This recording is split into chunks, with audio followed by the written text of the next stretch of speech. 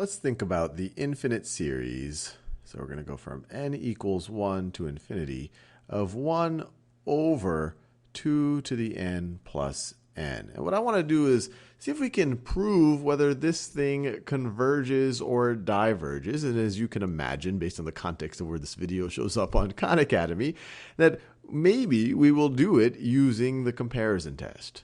And at any point, if you feel like you can kind of take this to the finish line, feel free to pause the video and do so. So in order to kind of figure out or get a sense for this series right over here, it never hurts to kind of expand it out a little bit. So let's do that. So this would be equal to, when n equals 1, this is going to be 1 over 2 to the 1 plus 1. So it's going to be 1 over 2 plus 1. It's going to be 1/3. Plus, that's n equals 1. When n equals 2, it's going to be 1 over 2 squared, which is 4, plus 2, plus 1 over 6, plus, let's see, when we go to 3, n equals 1, n equals 2, n equals 3, it's going to be 1 over 2 to the third, which is 8, plus 3 is 11. So 1 over 11, maybe I'll do one more term.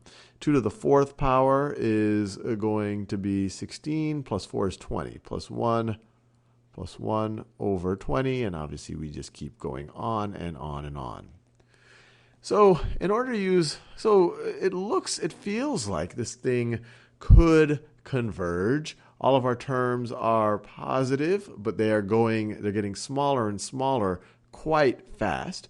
And if we really look at the behavior of the terms as n gets larger and larger, we see that the 2 to the n in the denominator will grow much, much faster than the n will. So this will start to behave, this kind of behaves like 1 over 2 to the n, which is a clue of something that we might be able to use for the comparison test.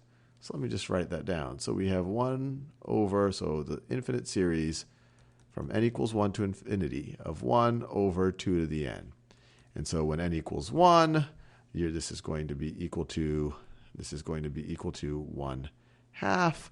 When n is equal to 2, this is going to be equal to 1/4. When n is equal to 3, this is equal to 1/8. When n is equal to 4, this is equal to 1/16, and go on and on and on and on.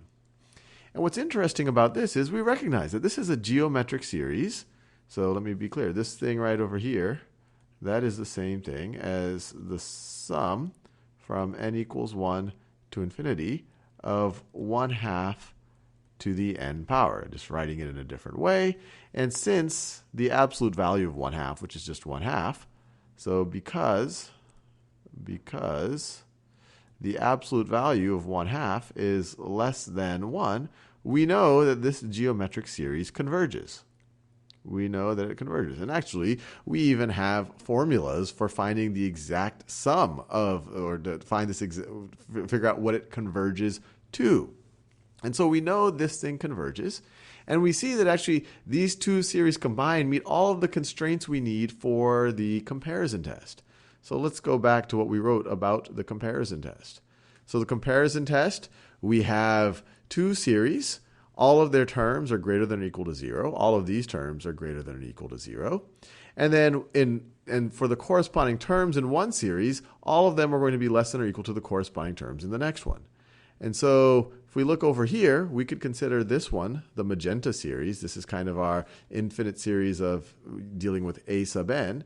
And that this right over here is, well, I already did it in blue. This is kind of the blue series. And notice all their terms are non-negative. And the corresponding terms, 1/2 is greater than 1/3. 1/4 is greater than 1/6. 1/8 is greater than 1/11. 1 over 2 to the n is always going to be greater than 1 over 2 to the n plus n for the n's that we care about here. And since we know that this converges, since we know that the larger one converges, it's a geometric series where the common ratio, the absolute value of the common ratio is less than 1. Since we know that the larger series converges, therefore the smaller series, or the one that's where every corresponding term is less than the one in the blue one, that one must also converge. So by the comparison test, the series in question must also converge.